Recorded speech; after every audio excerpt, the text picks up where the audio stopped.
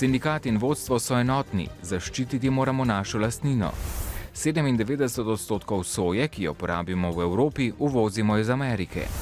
Sobotni nogometni derbi v Stožicah bo brez gledalcev.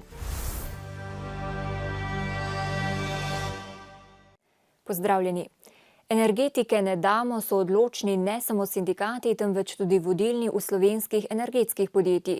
Moči zoper privatizacijo sektorja so združili tudi zato, ker se je v nedavni ledeni ujmi pokazalo, kako pomembna dobrina je električna energija, ki mora ostati dostopna vsem po dosegljivih cenah. Energetika v državni lasti pomeni tudi dolgoročno energetsko neodvisnost, so se zedinili udeleženci okrogle mize na Štajerski gospodarski zbornici v Mariboru. Energetsko smo skoraj samozadostni oziroma bi bili v celoti, če ne bi del proizvedene električne energije iz krške jedrske elektrarne pripadal Hrvaški. Tudi razporeditev virov je ugodna, saj okoli 39% električne energije pri nas proizvedejo termoelektrarne, 30% hidroelektrarne in 20% nuklearka. Samo zaradi slabo vodenih projektov v panogi pa ne bi smeli prodajati družinske srebrnine, menijo strokovnjaki.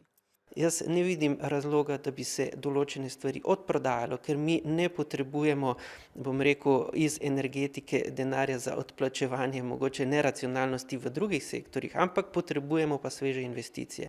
Leta 2012 so v energetiki ustvarili 320 milijonov čistega dobička. Polovico tega panoga investira v izboljšave in posodobitev omrežja.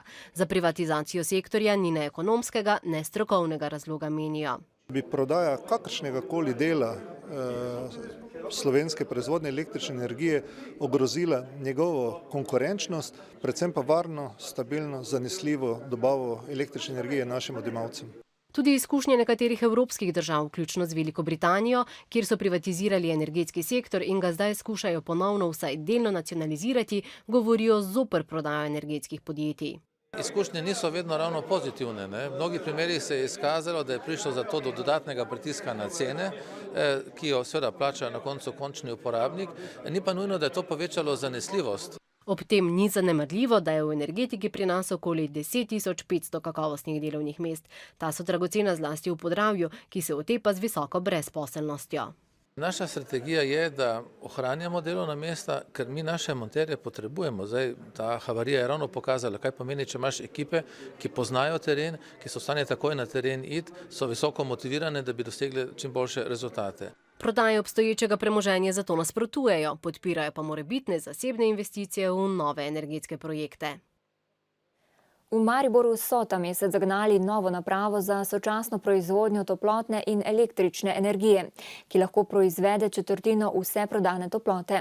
Tako imenovana kogeneracijska naprava, vredna slaba 2 milijona evrov, nadomešča podoben 10 let star objekt, ki ga država zaradi gospodarnosti ne podpira več. Daljinsko se prek energetike ogreva okoli 11.000 Mariborčanov. Okoli 3.000 jih zdaj ogreva nova naprava, ki deluje 24 ur na dan ter ustvari 3,3 MW električne in 3 MW toplotne energije. Z tem novim objektom nadomeščamo stari, prejšnji objekt, torej soproizvodnjo toplote in električne energije, kateri se je iztekla obratovalna podpora in žal zaradi ekonomskih razlogov, torej prenizke cene električne energije na trgu in pa previsoke cene zemeljskega plina kot vhodnega goriva, ekonomsko trenutno ni upravičena, da obratuje. Kolikor nimaš visoko učinkovitih naprav in subvencij, je vedno cena toplote tista, ki je do končnega odjemalca bi povzročala negativen rezultat podjetjem in to, v zgodovini bivše toplotne oskrbe je bilo tako, da se pač ni amortizacija obračunavala, se je moralo nekaj plačevati iz proračuna. Objekt upravlja v ta namen ustanovljeno podjetje Energetika in okolje. Le tako so lahko dobili kredit, saj je Energetika Mariboru 100% lasti mariborske občine. Prvo je treba vrniti te finančne vire, to je kredit, ki je najet za 10 let, zato je tudi dejansko investicija vodena preko projektnega podjetja, ker je bila to zahteva banke. Naložba je tudi skladna z nedavno sprejetim energetskim zakonom. To pomeni dodano vrednost vsem odjemalcem, dodano vrednost okolju, da je bolj sprejemljivo tako proizvodnja električne energije, ki je stranski produkt, in pa seveda proizvodnja toplote. Cena daljinskega ogrevanja za odjemalce pa za zdaj ostaja nespremenjena. Perutnina Ptuj je včeraj objavila vabilo k dajanju nezavezujočih ponudb za dobrih 17 do 24% vseh delnic Perutnine, ki pa so formalno v lasti trgovske družbe Merkur. Rok za oddajo ponudb je 26. marec. Ob denarju lahko morebitni interesenti ponudijo kakšno drugo likvidno in bremen prosto premoženje. Perutnina Ptuj pa je objavila novo prevzemno ponudbo za odkup dobrega 2% deleža povezane družbe Topiko v Srbiji. Tako bi Perutnina postala edina lastnica srbske družbe. Srbska agencija za trg vrednostnih papirjev je ponudbo formalno potrdila. Gre za enega od strateško pomembnih trgov Perutnine, saj v Srbiji prodajo 15% osnovnega programa. V Ogljenšaku pri Slovenski Bistrici pa je sinoči okoli 9. ure zagorelo gospodarsko poslopje. Ogenj je uničil ostrešje, večino orodja in parkiran osebni avtomobil, škode je za več kot 50 000 evrov. Požar je pogazilo 50 prostovoljnih gasilcev iz Zgornje in Spodnje Polskave ter Slovenske Bistrice. Prvi so požar opazili in poklicali gasilce Pušnikov iz bližnjega hriba, nam pove soseda Marija Stopar, ki jo je med gledanjem televizije zmotilo pokanje pred hišo. Vse dole, že vse oplamne. Neka preluka je štale, gorijo. Meni je bilo tako strah, da joj. Medtem, ko je bilo gospodarsko poslopje že povsem v plameni, so gospo Stanislavo, ki je bila takrat še v hiši, odpeljali na varno. Še nisem tako spala, pa so te sosedi prišli, da so mi vrta rekli, da noč not. Da so me vrta pripeljali, da sem te se malo zagrajila. Noč je preživela pri hčerki, še vedno pa ne ve, zakaj je zagorelo. Kljub hitri intervenciji gasilcev je ogenj v celoti uničil ostrešje, zgorel je tudi osebni avto. Ko smo prišli na kraj požara, je že bil požar kar precej razgoret, tako da smo v glavnem branili stanovanjsko hišo. Z ognjem se je do 1 ure zjutraj borilo kar 50 gasilcev, pri tem pa si je eden od njih poškodoval nogo. Gasilec bi naj po informacijah nekje na obrežini stopil in si verjetno zvil gleženj. Pogorišče so si ogledali tudi kriminalisti, ki pa bodo o vzroku požara lahko več povedali v prihodnjih dneh. Nazaj v Maribor, na Kmetijski fakulteti so pripravili posvet o pridelavi soje. To je zelo pomembna poljščina v prehrani ljudi in živali, na slovenskih in evropskih poljih pa je skoraj da ni. Tako kar 97% soje, ki jo porabimo v Evropi, uvozimo iz Južne in Severne Amerike, večina je gensko spremenjene. Soja ima zaradi svoje sestave okoli 40% beljakovin, v kmetijstvu podobno vlogo kot nafta v gospodarstvu.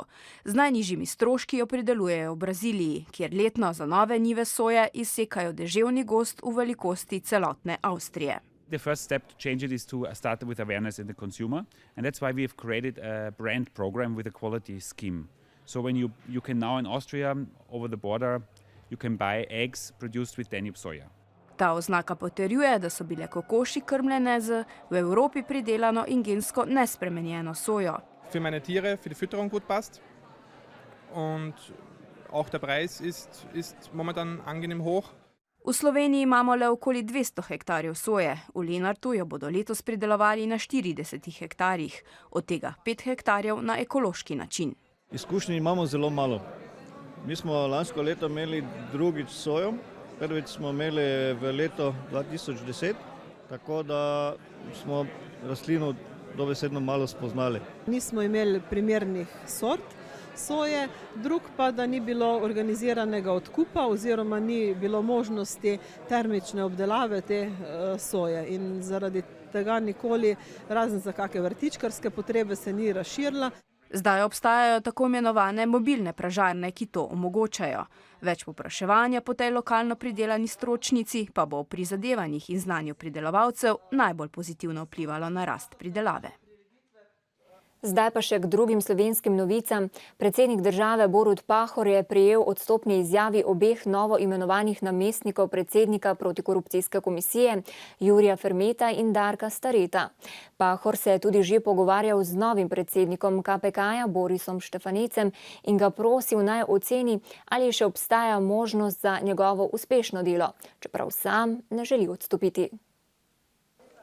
Rudarji rudnika Trbovlje-Hrastnik nadaljujejo stavko. Več kot 100 rudarjev je tudi čez noč ostalo v jami.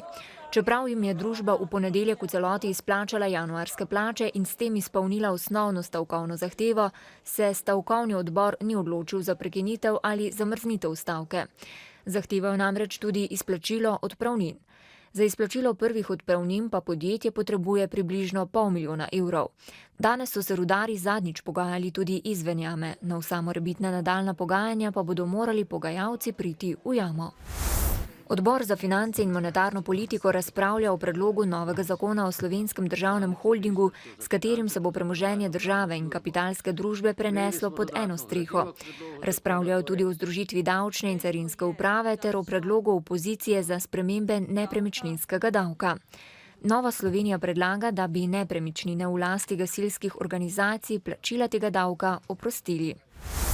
Računsko sodišče je ugotovilo, da je bila država pri določanju in izplačevanju odškodnin pri odkupih in razlastitvah nepremičnin zaradi gradnje ali obnove gospodarske javne infrastrukture neučinkovita. Neupravičeno je bilo izplačanih za dober milijon odškodnin, cenitvena poročila za 6,5 milijona evrov odškodnin so bila nepopolna. Revizija je med drugim še pokazala, da so sodni cenilci v več primerih cenitev prilagodili vnaprejšnjemu dogovoru med državo in oškodovancem. Sodni cenilci v poročilih med drugim niso pojasnjevali dejavnikov, ki so vplivali na oceno, v poročilih tudi ni dokazil o ogledu nepremičnin na terenu. Prebivalci Radvanja so se kar sami odločili izboljšati varnost tamkajšnjih šolarjev. Uredili so javno pot, ki bi morala biti urejena že po izgradnji krožišča, a so na občini nanjo pozabili. Ob sobotah so organizirali delovne akcije. Pridružilo se jim je veliko krajanov. To je kakšnih 50 metrov poti, ki so jo krajani uredili na lastno pest. Bila je slabo dostopna, tukaj je raslo grmovje. Otrokom bližnje osnovne šole Ludvika Pliberška tako ni več treba prečkati prometne Lackove ceste. In smo ugotovili, da se da sorazmerno malo truda to hitro narediti in smo se organizirali. Naredili smo tudi stopnišče tam spodaj, tako da se lahko otroci spustijo po tej brežini do rondoja in prečkajo pravzaprav na ta način varno to prometnico. Zaradi neurejenih površin za pešce, večina otrok osnovne šole Ludvika Pliberška v šolo prihaja z avtobusom. Kar 200 jih ima brezplačen prevoz. Niso edini, težave z varno potjo ima še kar 9 osnovnih šol. Moram pa poudariti, da je to za tiste učence, ki so oddaljeni manj kot 4 km od osnovne šole in v tem primeru potem tudi predlagamo, da se tudi za te učence uredi prevoz. Na južni strani Lackove ceste ni pločnika. Cesta je za pešce in kolesarje nevarna. Skupinsko delovno akcijo so vsaj nekoliko pripomogli k večji varnosti šolarjev. Jaz moram reči osebno, da sem pogrešal to samoorganiziranost ljudi. Zdaj se je to pojavilo. Moram reči, da tudi z roko v roki delamo z krajevno, bi rekel, regularno oblastjo. To pa ne bo ostala osamljena akcija, so prepričani krajani. Še pred začetkom pomladi bodo uredili okolico Radvanskega gradu. Pri kulturi smo. V Univerzitetni knjižnici Maribor je še ta teden na ogled slikarska razstava akademskega slikarja Janeza Vidica.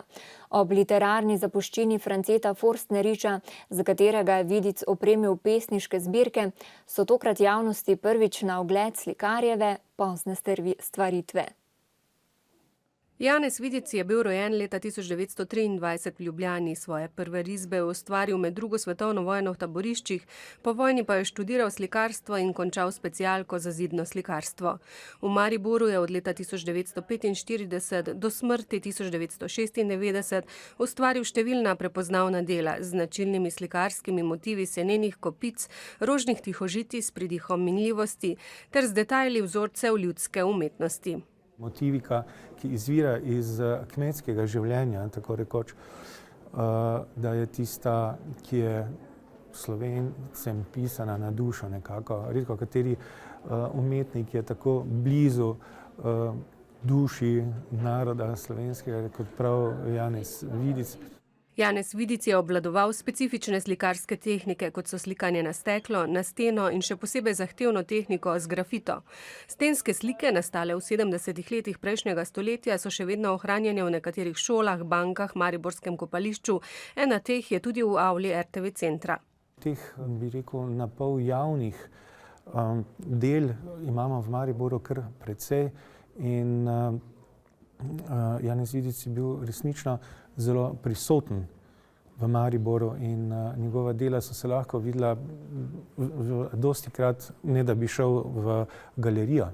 Pobuda za razstavo v Univerzitetni knjižnici je nastala ob sočasni predstavitvi literarne zapuščine Franceta Forstneriča, ki jo je knjižnici predala hčerka Melita Forstnerič-Hajnšek. Vidic je za založbo Obzorja namreč ilustriral več kot 100 knjig, med drugim tudi pesniške zbirke Franceta Forstneriča. Po dolgih letih obujen slikarski opus Janeza Vidica, vključno z zadnjimi slikarjevimi deli, ki jih je za razstavo prispeval vnuk Luka Vidic, pa kliče po večji in poglobljeni retrospektivi tega slikarja. Še šport. Slovenski prvoligaši so spomladanski del nogometnega državnega prvenstva začeli konec tedna, končali pa ga bodo 25. maja, ko bodo odigrali 15. letošnjo tekmo. Mariborčane po derbiju s Koprčani zdaj čaka derbi z Ljubljančani. Po uvodnih tekmah spomladanskega dela državnega prvenstva se pri vrhu razpredelnice ni nič spremenilo, saj sta vodilni ekipi remizirali, tako da je razlika med Mariborom in Koprom še naprej 5 točk. Je pa derbi pokazal, čemu bodo morali vijoličasti v naslednjih tekmah posvetiti več pozornosti. V fazi obrambe še nam manjka prenos miselnosti iz Evrope. Enostavno, če nam v Evropi nobena ekipa, katera je tudi više rangirana od samega Kopra, ne naredi kontranapad, bom rekel, za 5-1 v našo korist in da dobimo zadetek, je tu, mislim, da manjša težava. Glede na dogajanje na terenu so bili pri iskanju poti za žogo do nasprotne mreže precej bolj dejavni Mariborčani, ki bodo morali čim prej pozabiti na učinek v Evropski ligi in se v celoti motivirati za igranje v Slovenski ligi. Još uvijek malo teške noge, imali smo dosta treninga, pripreme, imali smo tu 2 utakmice sa Seviljom u Evropu, sada smo konačno dohvatili formu i mislim da i sad iz utakmice idemo po pobjedu i što prije riješiti prvenstvo. Cilj vsake slovenske ekipe, ki pride v Ljudski vrt, je, da ne izgubi s preveliko razliko. Čeprav je Koper zelo visoko na razpredelnici, velja enako tudi za tega primorskega prvoligaša. Mi smo bili na drugem mestu že do zdaj, tako da je še ena dodatna motivacija, prvenstvo je pa še odprto. Kako zadržati stik s prvo uvrščeno ekipo? Po remiju se to s koprske strani zdi enostavna zadeva. Čaka še nas ena tekma proti Mariboru doma, kjer upamo, da bomo tekmo zmagali in upali, da bo Maribor kiksnil kakšno tekmo več in tako bi bil boj za prvaka bolj odprt. Maribor in Koper bosta naslednjo tekmo odigrala v soboto. Slednji bo doma iskal 3 točke proti Celju, Maribor pa se bo na tekmi brez gledalcev pomiril z Olimpijo. V soboto bo Rudar igral s Triglavom. Tako kot v jesenskem delu bo Zavrč z Orehovcem na mestu prvega trenerja nadaljeval z igranjem tekem v petek. Čez 3 dni bo na domačem igrišču poskušal premagati neugodno Gorico. V nedeljo pa bo tekma med Krko in Domžalami. Ob koncu še na tuje. Za skrivnostno izginotje malezijskega letala z 239 potniki najverjetneje ni kriv teroristični napad, je danes sporočil Interpol. Teorijo napada je med drugim podpirala ugotovitev, da sta se 2 potnika na pogrešano letalo vkrcala z ukradenima potnima listoma. V nadaljevanju še tudi o dogajanju v Ukrajini in Rusiji. Proruski parlament Avtonomne republike Krim je danes sprejel deklaracijo o neodvisnosti Avtonomne republike Krim in Sevastopola. Ob tem so sporočili, da bo neodvisnost začela veljati po nedeljskem referendumu, če bodo na njem volivci podprli priključitev Rusiji. Odstavljeni ukrajinski predsednik Viktor Janukovič, ki se je oglasil z juga Rusije, vztraja, da je še vedno zakonit predsednik Ukrajine in poveljnik njene vojske. Referenduma na polotoku Krim o priključitvi Rusiji ni neposredno komentiral. Dejal pa je, da se bo Krim ločil od Ukrajine zaradi politike neofašistov, ki so sedaj na oblasti v Kijevu. Za 25. maj predvidene predčasne predsedniške volitve pa je znova dejal, da bodo nezakonite, ker niso bile sklicane v skladu z ustavo. Janukovič je obljubil skorajšnjo vrnitev v Kijev. Predsednik Svetovne banke je v ponedeljek sporočil, da je Svetovna banka pripravljena Ukrajini zagotoviti $3 milijarde nove pomoči za reforme in ključne razvojne projekte. Omenjene $3 milijarde pomenijo dodatek k večletnemu programu garancij in investicij Svetovne banke za Ukrajino, ki je vreden $3,7 milijarde in namenjen razvoju ključne infrastrukture za vodo, sanitarije, energijo in ceste. Za pomoč je zaprosila nova ukrajinska vlada. Nekdanjega hrvaškega premijeja in predsednika HDZ Iva Sanaderja so obsodili na 9 let zapora. Sanaderja je sodišče obsodilo zaradi zlorabe položaja in pooblastil ter organiziranja kriminalne skupine, ki je prek oglaševalske agencije Fimi Media iz javnih podjetij in ministrstev med letoma 2003 in 2009 odtujila najmanj 9 milijonov evrov. Sanader bo moral vrniti tudi odtujeni denar. Sodišče je odločilo, da mu bodo odvzeli 2 milijona evrov, kolikor naj bi znašala razlika med premoženjem in prijavljenimi prihodki njegove družine. HDZ so kaznovali 657 tisoč evri zaradi nezakonitega poslovanja. Stranka bo morala tudi vrniti 3,1 milijona evrov, ki so končali v njenih črnih skladih. Sodba še ni pravnomočna. Ameriška zvezna država Colorado je januarja od prodaje legalizirane marihuane doslej pobrala že okoli $2 milijona davkov, saj so v 160 trgovinah prodali za več kot $14 milijonov trave, ki je obdavčena po 27,9% stopnji. Prodaja marihuane, ki ni samo za zdravstvene namene, je v Coloradu zakonita od januarja letos. Prvih $40 milijonov davka od prodaje marihuane pa bodo porabili za gradnje in obnove šol. Poglejmo še v nebo. Jutri bo jasno, veter bo slabel. Najnižje jutranje temperature bodo od -5 do 1, v krajih z vetrom okoli 6, najvišje dnevne od 14 do 18, na Primorskem do 20 stopinj Celzija. V četrtek in petek bo jasno, jutra bodo hladna.